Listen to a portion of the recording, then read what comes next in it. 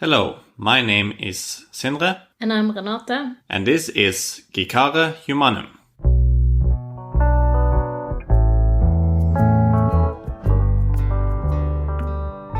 We've gotten quite a few more iTunes reviews since the last time. I'm not going to read all of them, but one of them had a suggestion for something for us to talk about. Oh, I actually haven't seen this one. Johnny F.N. Benson from the United States says, "A couple that geeks together stays together. I would love to hear their thoughts on pro wrestling." What?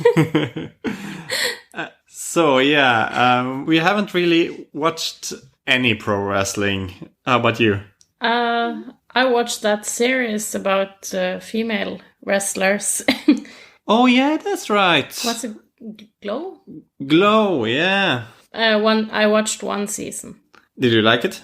It was okay, but... Did it make you want to watch more wrestling? No, I didn't really like the wrestling part. The first season, the special thing about it was that it was about female wrestling, but other than that, it was quite your standard outcasts get together and make a show together. So I didn't bother watching season 2, but maybe it got better. But I think it was critically acclaimed and that it was also popular among the audience, but it wasn't quite for me. It was okay. Yeah, I didn't bother watching it. It looked okay, but I have so much to do and so many video games I want to play, so many series I want to watch, so I just gave that one a pass. The thing is that you and I, we watch a lot of things together. Like the things we really want to see, we usually both want to watch. So we watch that together. And then I have to find a few series that you aren't so interested in. Yeah. So, they may not be the series that I'm most keen to watch either. But... just so that you have something when you're on your own that we don't have together. Yeah. But wrestling in itself, I haven't really watched any wrestling. I know a few famous wrestlers, like The Rock. Yeah. We've watched a bunch of movies with The Rock, like Pain and Gain. We saw that one. Mm. And that was fun. That was actually really fun, yeah. And it's Michael Bay. Yeah, it's a Michael Bay directed movie. Mm. Which most of those I don't really care that much for, but that one was very fun. And he has some okay movies. They're more like popcorn movies. Yeah. They may not be very deep, but you don't always want deep. Sometimes you just want action and... Yeah, true. But that was... it was a true story? It was based on a true story, that's true. And it was like a crime story with these bodybuilders that kidnaps a rich guy and takes his money. The Rock plays this cocaine addict, born again Christian. And you know The Rock, because he's a wrestler, he's like really huge and has built up his body through training and stuff. And he's like even bigger than most other wrestlers. He's a huge guy, and then they have him play this kind of dumb but well-meaning bad guy, sort of. And that was the best character in that movie, I think. Yeah, maybe. I don't usually like Mark Wahlberg. He plays the main character. Yeah. But he was well suited for this movie. Yeah, he did a good job, or at least the casting was great in that movie. It's on Netflix, so it's worth checking out if you want a different popcorn movie. Yeah, and we also watched Rampage with him. Yeah, that's The Rock. That's The Rock with a giant monkey. Like, basically, The Rock is a buddy with King Kong. That's basically what the movie is. Based on a video game. Yeah, based on the Rampage video game. That was fun, and we watched Shaw and Hobbs. Yeah, I think that's the best Fast and Furious movie. I'm pretty sure. And the only one we saw in the cinema. Yeah. But yeah, back to wrestling. Hulk Hogan? Yeah, he's probably one of the most famous ones. You know, all my knowledge of wrestling comes from American movies and sitcoms and stuff like that. I haven't actually watched wrestling in itself. Mm. You just learn about it from various... Yeah, through pop culture osmosis. Yeah, so we know that... Oh, I was just thinking we were going to talk about Seinfeld today, so I was thinking about Curb Your Enthusiasm, where Larry David is in the car behind the wrestler called Thor. Oh, yeah! And he starts playing like... He's shooting finger guns at the wrestlers. Thor's children. Yeah. In the back seat of his car, and Thor gets really angry and comes back and threatens him, and then he sees the children later on at a hotel lobby or something. Yeah. And he goes over to them and tells them that wrestling is fake, that it's just scripted. Oh, I just remember I also watched that The Wrestler movie a few years ago. Oh, is that good? I think it was pretty good. That that was like a comeback for, what's it called, Mickey Rourke? Maybe. I don't know anything about this movie. Oh, no, but that was an actor who, I think he was sort of a pretty boy in the 80s, and then he had a lot of problems and too much plastic surgery. So he was like maybe a laughingstock for a few years, and then this was his big comeback in The Wrestler. Oh, wasn't he also in an Iron Man movie? He played a Russian who was talking about his bird. Oh yeah, he was the bad guy in Iron Man 2. He had this this electric whip or something. Yeah, something like that. And he like chopped a racing car in two with the whip. I think that was the same actor. Ah, cool. Yeah, he was really good in Iron Man 2. My main exposure to wrestling is through video games. I had a buddy when I was a kid that had a lot of wrestling video games for the PlayStation 2. And it was pretty fun because you could design your own wrestler and make him look really strange. And you could choose what kind of intro sequence he had. So you could just like make the weirdest characters to fight with. Was your buddy into wrestling or only wrestling games?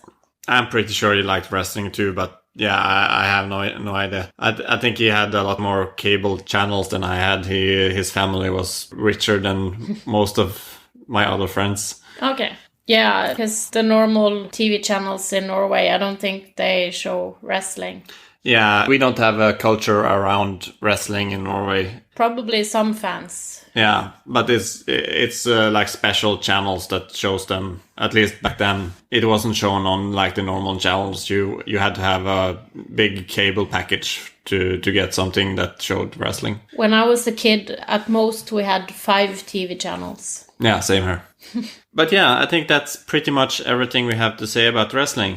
It wasn't that much. Sorry. Yeah, maybe at some point we're going to check out some media with a focus on wrestling, but we're not really that versed in the world of pro wrestling. No, or sports in general. Yeah, we're not big sports people.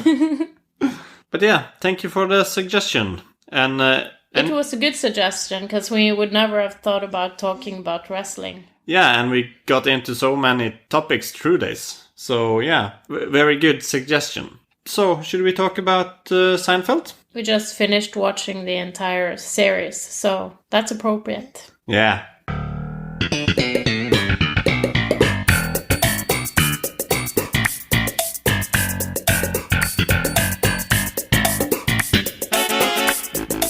This was the first time for me to watch Seinfeld. I watched Seinfeld many times, both when it was first aired in Norway in the 90s, and also I watched it on numerous occasions on reruns, and yeah.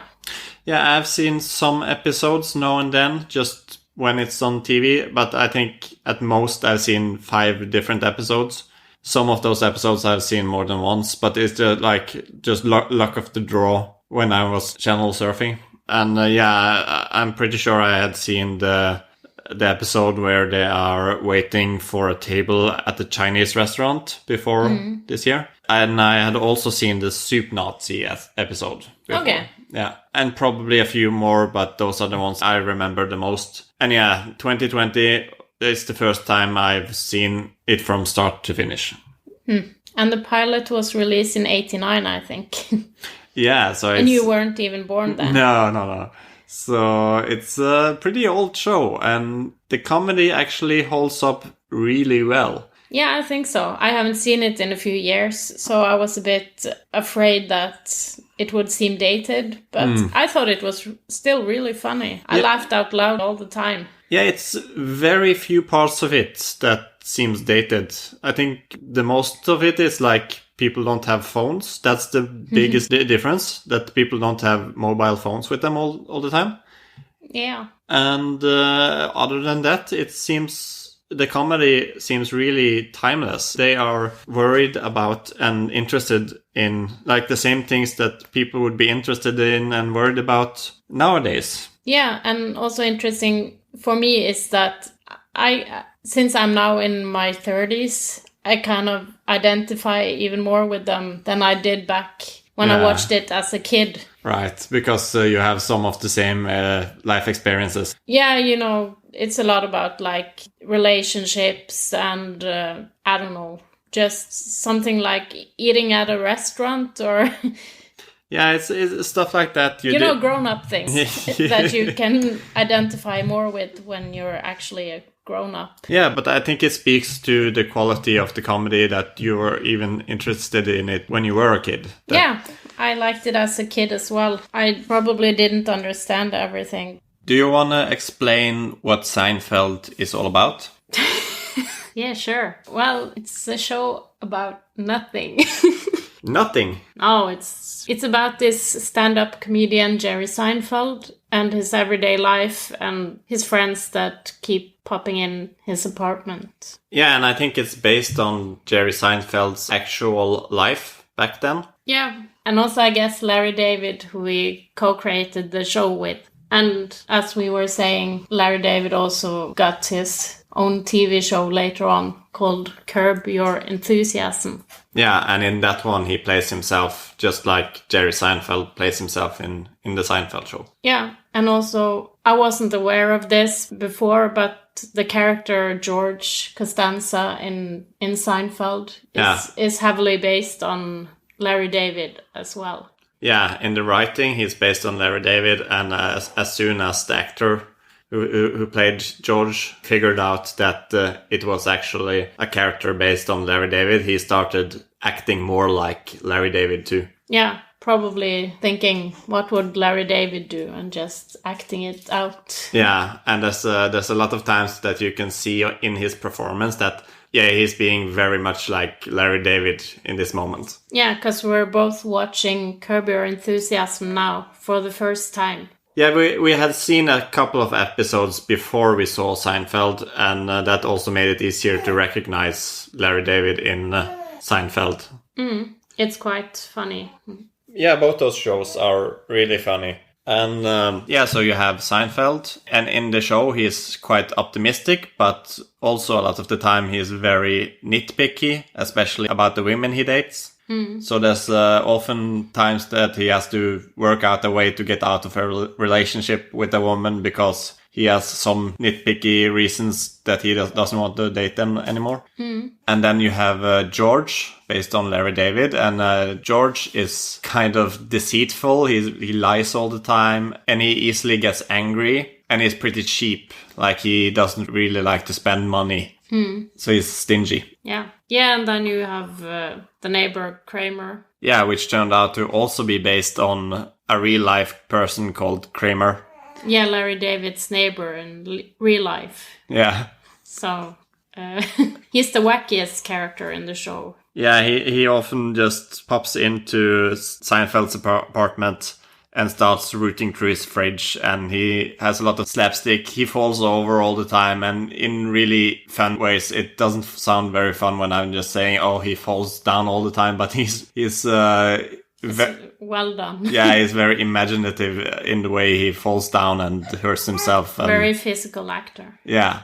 And then the last main character is called Elaine. She's the only woman in the group. Yeah, she wasn't even in the pilot because they didn't realize that they needed a woman. Yeah, it's really strange because I think if they had made the show without her, I think it would be missing something. I think it wouldn't be quite as good as it turned out. No, But she is a good character. She said something in an interview about being after the writers and asking them to give her more jokes and more fun stuff to do. So she is really a developed character. She's not just the woman. Yeah, not just the token woman, right? She's funny and she's stupid and...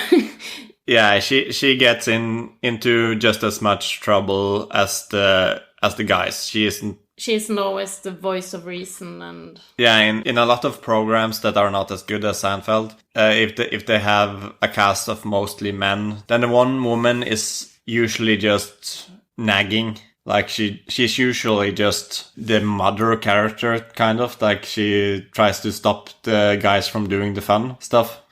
Like a Marge in Simpsons sort of type. But yeah, as I was saying, I think the show really holds up. But I don't think everybody thinks so. No, we're listening to this other podcast where one of the hosts have several times expressed that he doesn't think Seinfeld has dated very well because he thinks the sort of cynical behavior doesn't hold up today. He finds the characters a bit repulsive, I think. Yeah, this is Dr. Brady Harron from the Unmade podcast.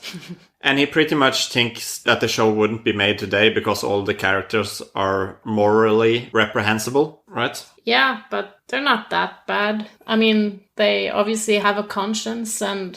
Yeah, if they do something bad, they usually feel bad about it. It's more often, I think, when the characters in that show has done something bad, it's by accident. Yeah, and they are likable, so you don't detest them for it either. And they do get their comeuppance, at least at the end. Yeah, in the last episode, they have to go to jail for a year for their various crimes. Sort of. It's not really crimes, too. You know, in one episode, Jerry Seinfeld steals a bread from a woman, an old woman. That's a crime. Yeah, that's one of the parts that doesn't really fit with Seinfeld's character. It's like... I think he was just getting desperate because he needed that particular bread because he was going to deliver it to George and yada yada, long story. Yeah. But anyway, that was a bit out of character, which kind of made it funnier. Yeah. And he called her an old bag and just ran away with the bread. That wouldn't be funny in real life, by the way. Really? Some people would probably find it funny. But yeah, I really don't agree with Dr. Harron in his opinion that the show wouldn't be made today because it's too reprehensible. Because look at It's Always Sunny in Philadelphia, for instance. Yeah, that's much worse. Yeah, those people do horrible things, straight up criminal stuff and drug people and stab people and everything like that. That's way worse than what the Seinfeld people normally get up to. Yeah, I didn't even think I was gonna like Sunny, but it's very over the top. You're more like hoping for them to fail because they are so bad. Yeah. Maybe we'll talk about It's Always Sunny in Philadelphia in another episode. Yeah, you never know. But how do you feel about Jerry Seinfeld's stand-up bits that are intertwined with the episodes? Yeah, because Jerry Seinfeld often opens and closes the program with... They have filmed him in front of an audience and he is doing a stand-up routine about something that relates to what is happening in the episode. And his humor is very... It's about observations and everyday things that people come across. Observational comedy, which was very in the 90s. Like the stereotypical thing is, what's up with airline food? Mm. It's the one that everyone mentions when they're making fun of that type of comedy. Yeah, they can be funny observations, but I feel that the audience is always like... laughing their butts off and slapping their thighs at something that's not really that funny. You may just go, yeah, you're right, but it's not that funny. Yeah, I totally agree that Seinfeld has audience laughter in the episodes, but that always sounds natural. I never notice it even because they're always laughing at the correct places, at the same places that I'm laughing. Yeah, that's filmed before a live studio audience, yeah. as I say. But it's And that's different from, say, The Big Bang Theory, where they're laughing all the time, and it's not always at things that I am actually laughing at myself, which makes it feel much more unnatural, that the way they are laughing. Possibly because I think in that one they are using a laugh box. Big Bang Theory is so bad. I used to like it, but I have come to realize that maybe it's not quite as good as I thought. To be fair, I haven't seen much of it. I was just watching a little bit and thought, this is not for me. Yeah. But at least in terms of the laugh track, it's much more natural in Seinfeld, because they seem to be reacting naturally to the jokes. They don't even laugh at all the jokes. Sometimes they don't laugh. And they just laugh a little bit at stuff that is just a little bit funny.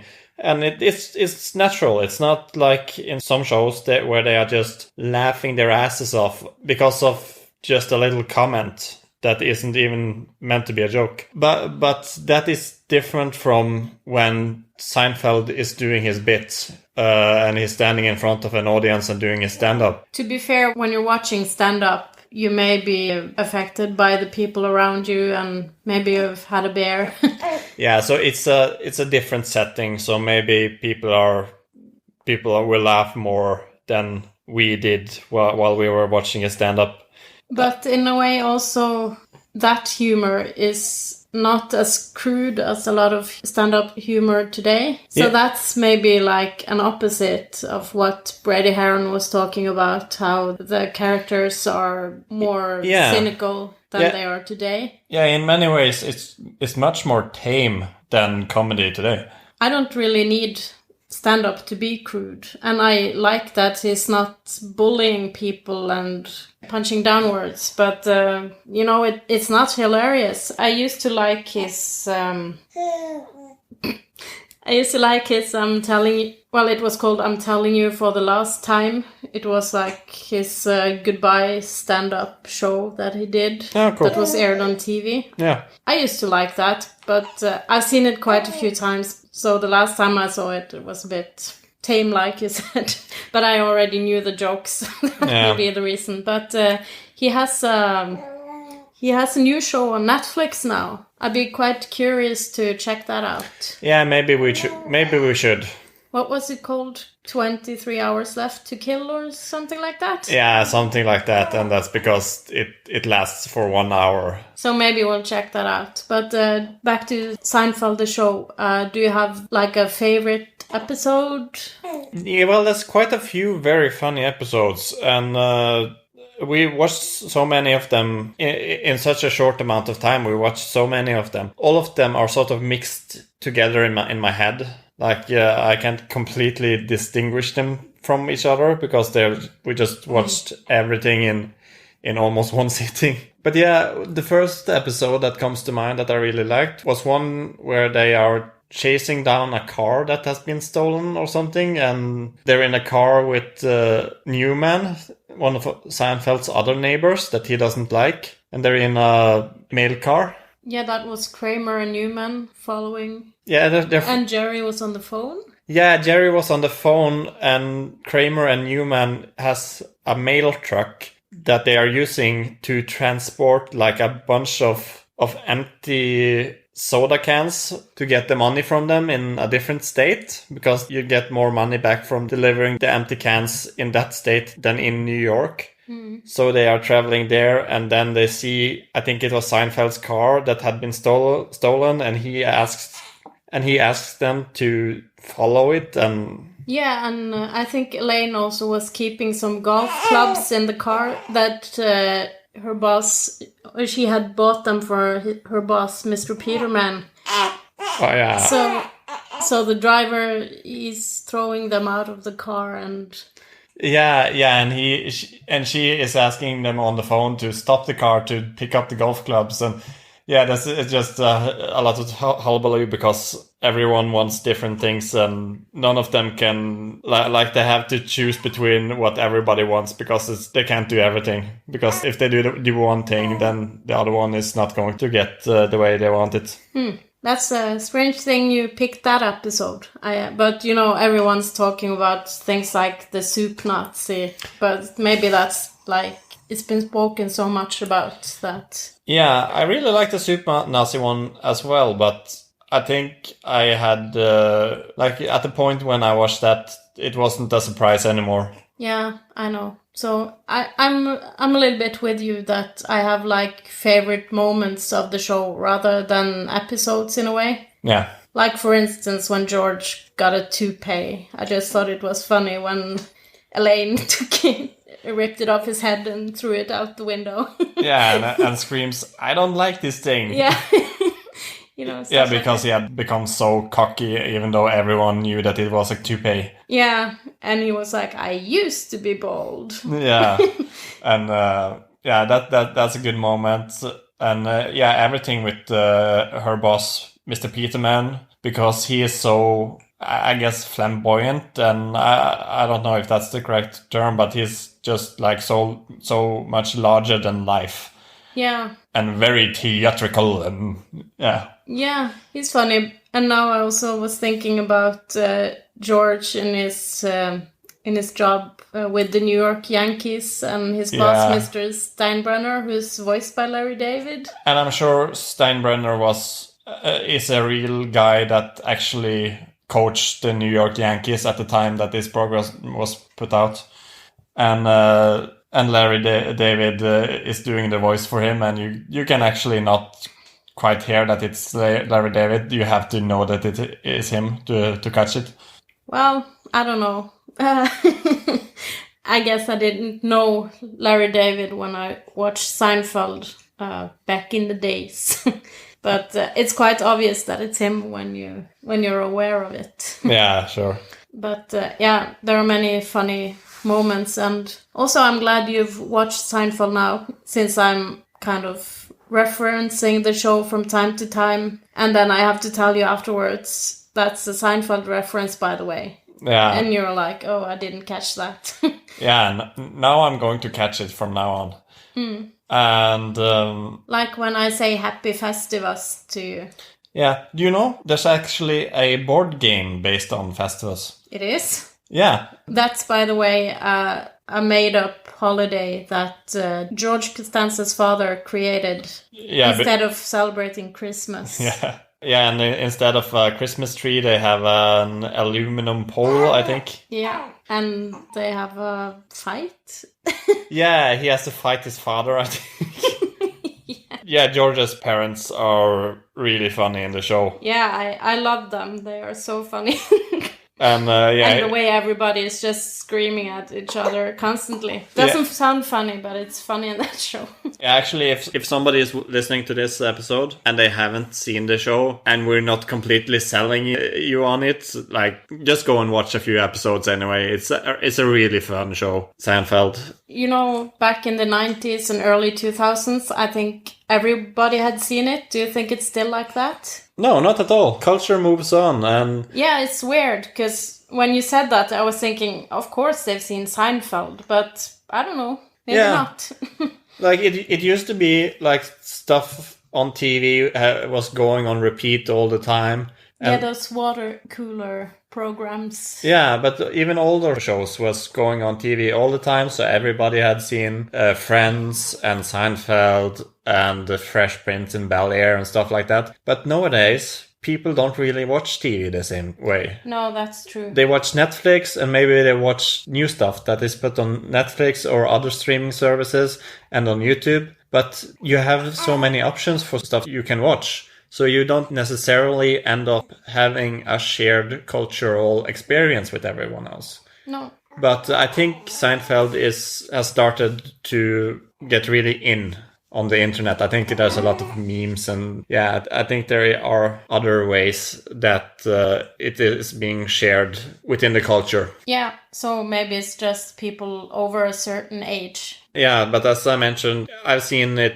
mentioned a lot on the internet lately, so people could be exposed to it through memes and stuff, and then search it out for themselves and watch it. We saw a trailer recently for a proposed point-and-click adventure game. Yeah. Like in a 90s style retro video game where you play as all the different main characters of Seinfeld. Yeah, it looked like it could be fun. Yeah, I think the creators of the Seinfeld game, they're trying to get the rights to make the game so that they can release it. Because at this point, it's just a trailer. But yeah, I'm going to leave a link to the trailer in the show notes because it's really good and it looks just like a pixelated version of Seinfeld. And it looks like the gameplay could be very fun. Was there a Kickstarter for it? That's one of the possible ways they are going to make it, by kickstarting it. Okay. It's not... they have to get the rights first and then launch a Kickstarter. Okay. Possibly. But yeah, it looks like the gameplay could be kind of fun. In the trailer, they are showing that you can try to lie as George. You can choose different ways to lie yourself out of a situation, just like George. And Elaine is shown pushing somebody really hard, like she often does. When she gets really excited in the show and like really happy and really excited, she takes both her hands and just flat palms people in the chest really hard so they fall over because she's like so excited that she gets violent. I'm not quite sure what the gameplay with Seinfeld would be. I think that is probably where the normal point-and-click gameplay would be when you're controlling him. Like normal point-and-click adventure games, you can see a screen with a room that the character is in, and you can press different objects in the room, and you can choose what they're going to do with it, like look at it or pick it up, and then you can bring certain objects with you, which you can use to solve puzzles in the game. That is what point-and-click adventure games are like. So I think that is probably what you're doing with the Seinfeld character. And then you could not control Kramer, the trailer says, because nobody can control Kramer. He's like crazy. Well, that's it for one show that takes place in the big city. So now we're going to go over to another big city. Oh yeah, we're going to talk about the 1927 Metropolis movie. So this is a silent movie directed by Fritz Lang. It's German. Would you like to recap it? It pretty much starts with the movie showing us the different classes in the city. Below in the depths, under the city, it's the workers' city, where all the workers that are maintaining the machinery that runs the city are located, and they cannot see the sky even because it's underground, and they are living in squalor. And then above in the clouds, in this amazing looking architecture, lives the rich people. Then we see the son of the creator of the city. The creator is named Joe Friederson, and his son is named Fredar, which is kind of strange because Fridarson means son of Fredar, but that's the dad. So Joe Fredarsson is the dad of Fredar. Yeah, but anyway, Fredar is one of those rich people. And Fredar, he kind of represents the upper class, and then to represent the lower class is a woman named Maria, and she's talking to the poor people about Mittler. Yeah, I think that's the German word they use at least. Yeah, he's like a person who's going to unite the two classes. Yeah, Mittler means something like middleman, I think. Yeah, so he's going to kind of make peace between them. Yeah, because a lot of the issues that the movie raises is that you have the thinkers at the top that comes up with the ideas, but they cannot understand the trouble the people that has to execute the ideas have to deal with. And then you have the workers that has to struggle and build, but they cannot understand the vision of the thinkers, which I sort of think is a little bit insulting to the working class. it's like, oh yeah, the working class, they don't have any ideas. They're just muscle. Yeah, they're just muscle and they can just build. And it's not like there's a systemic reason for why some people get to lead and some people has to execute. I really think that part of the movie is kind of derogatory against the working class. And I don't really think that is the issue, that working people cannot understand the vision of the thinkers. Yeah, but we have to remember it's an old movie, so...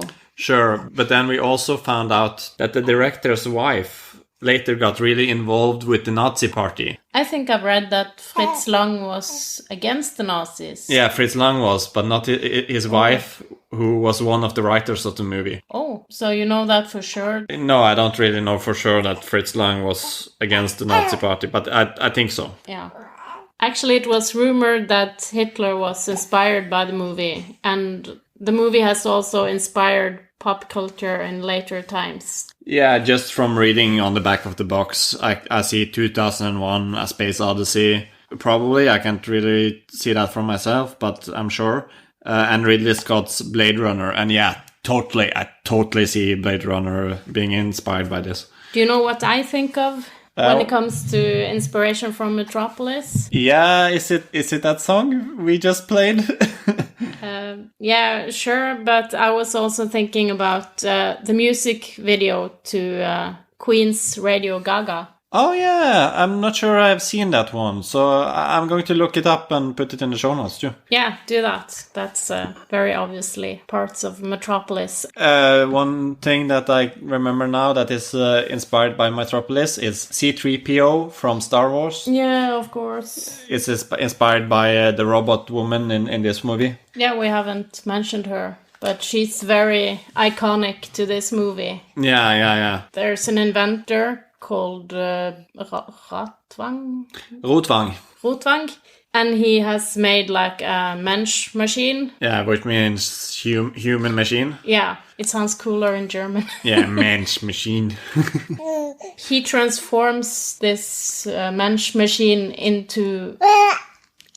Yes, and he makes the mensch machine look like Maria. Yeah, because Joe Fredersen has a plan of disrupting the freedom movement of the worker class by making that Maria copy spread misinformation among them. Yeah. But yeah, so the real Maria leads a group of children up into the high society, and their Fredar sees her and falls in love. And he chases after her down into the undercity, where he sees the plight of the common man and starts feeling for them. He takes over one of the workers' mundane tasks. Yeah, he sees a worker struggling, and he is willing to take on his task for him. So this is, like we said, a silent movie, so there's no dialogue. Everything is written out. Yeah, and it's black and white. Black and white as well. And also there are parts missing of the movie. So we watched a restored version. Yeah, where the missing parts are described in text instead. Yeah, so it's it seems like particularly there's a character called the Thin Man, whose job is to... Yeah, he's a spy for Joe Fredersen, and he spies on Fredar.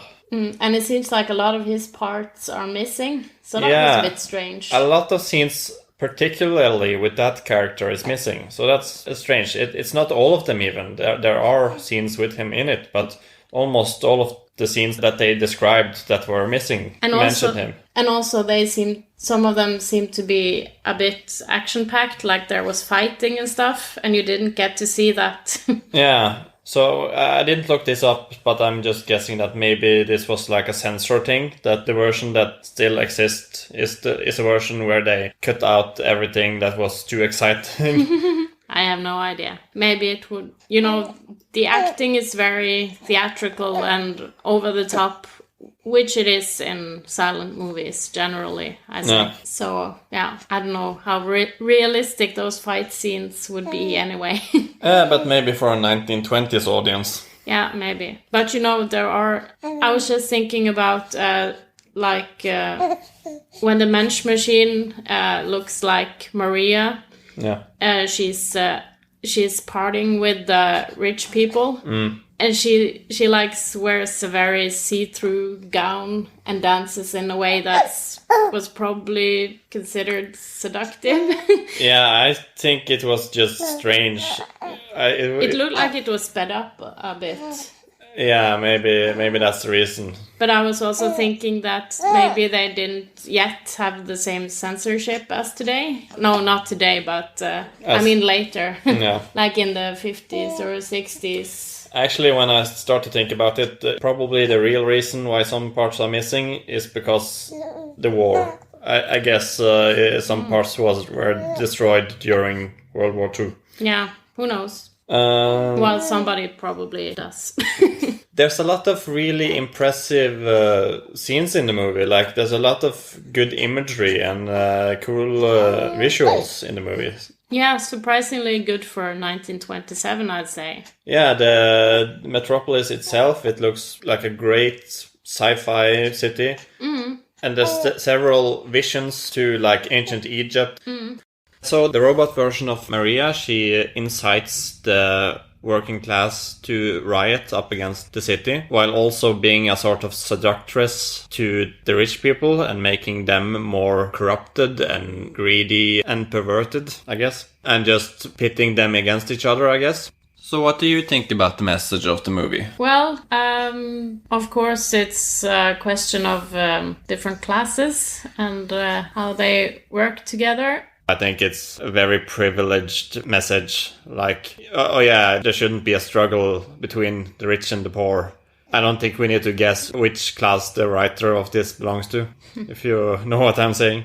Don't struggle against the rich. That's not good. Yeah, maybe that you should rather find a peaceful solution between the classes. Yeah, and that's good in theory, of course, but it's also very convenient for the upper classes. Yeah, you need to be allowed to protest against... Yeah, even though in America there's so many people that are protesting, and then there's people going, oh yeah, you're not going to do anything by doing it that way. And yeah, you're at least not going to make any difference if nobody knows that you want the difference. And yeah, there's a lot of people that really don't like that people are protesting in America. You'll get the world's attention at least. When the people were protesting against police violence against black people, and there were American football players kneeling to make a stand, ironically enough, because they are kneeling during the national anthem, and people get so angry because they are not standing during the national anthem when they actually should be more angry about all the police violence. And of course, this was a peaceful protest,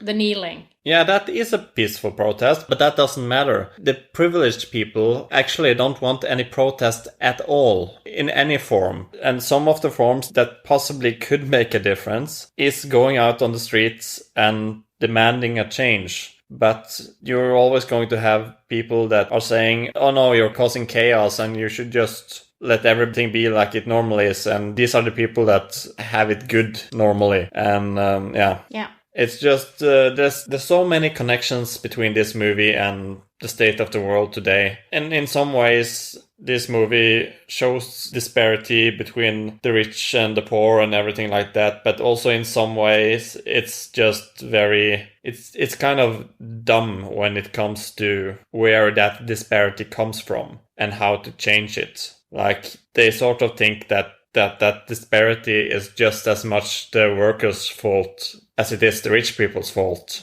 Yeah, they are kind of united at the end. Yeah, Fredar and the working class shake hands at the end. We're not really explained what is going to change. They just shake hands and the credits roll. Yeah, I was wondering that if after this, do they still have like 12 hours workday? Oh yeah, I bet. Nothing in the movie indicates to me that anything is going to change because of this. Like, even the working class doesn't really have any specific demands. Maybe they should be making a sequel now. Well, that would... Metropolis 2? That would be... I would actually be interested in that. I for the most part, I hate when they are making sequels and remakes of old movies, like for no good reason. Because most of the time, these movies are perfect the way they are. But if they were to make a remake of Metropolis, I think that would be pretty cool, actually, because I have a lot of questions that the movie didn't answer, and not in a good way. Like, I like to be left with a mystery sometimes, but I'm being pretty critical of a movie from 1927. Yeah, it's almost 100 years old. Yeah, it's when you think about that, it is actually amazing. It's very good. Like, don't get me wrong, but it's not perfect like many movies that has lasted this long. Is there an anime movie called Metropolis? Does that have something to do with this? Yeah, I saw something when I was researching for this. I didn't look very much into it, but it seems to be somehow inspired, but it's not completely the same thing. I think there's more robots and stuff in it. Okay. But it seemed like it has to have taken some inspiration from it. Okay, so like we said, this movie has inspired a lot of pop culture. But, But yeah, I would actually be very interested in seeing the story revisited from a modern perspective. Would you want an American remake or a German remake, or wouldn't it matter? Like, in principle, I think I would want a German remake, but at this point, the world is so interconnected. We live in a global society at this point, not a national society. Ooh, maybe an international version. Yeah, a collaboration. Yeah, that would be cool. And also with, not necessarily with one of those superpower countries, but also... Yeah, like... Norway, for instance. Yeah, well... we may be... We could be involved. We could be extras. Oh yeah, us personally? Yeah, I would like to be an extra in a movie. Yeah, me too. That would be pretty good. Yeah. Okay, do you have anything more to say about Metropolis, or should we call it a day?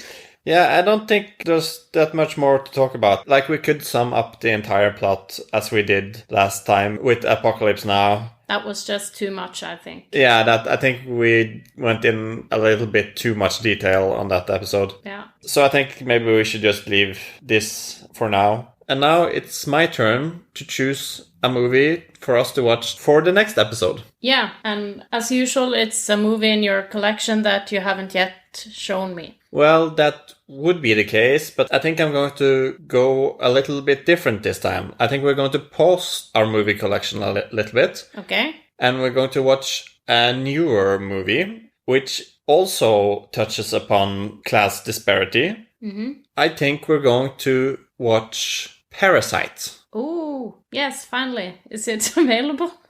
It's on YouTube to rent. So we're going to rent it on YouTube and watch it. And I think it's a perfect follow-up for the Metropolis discussion. I didn't know that was what it was about.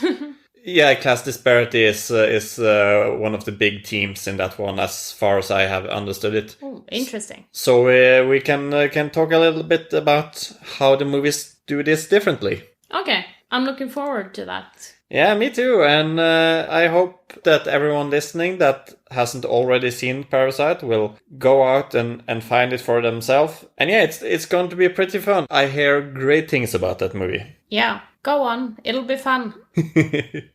Yeah. So we'll see you for the next episode of Geekare Humanum. Thank you for listening. Bye. Bye.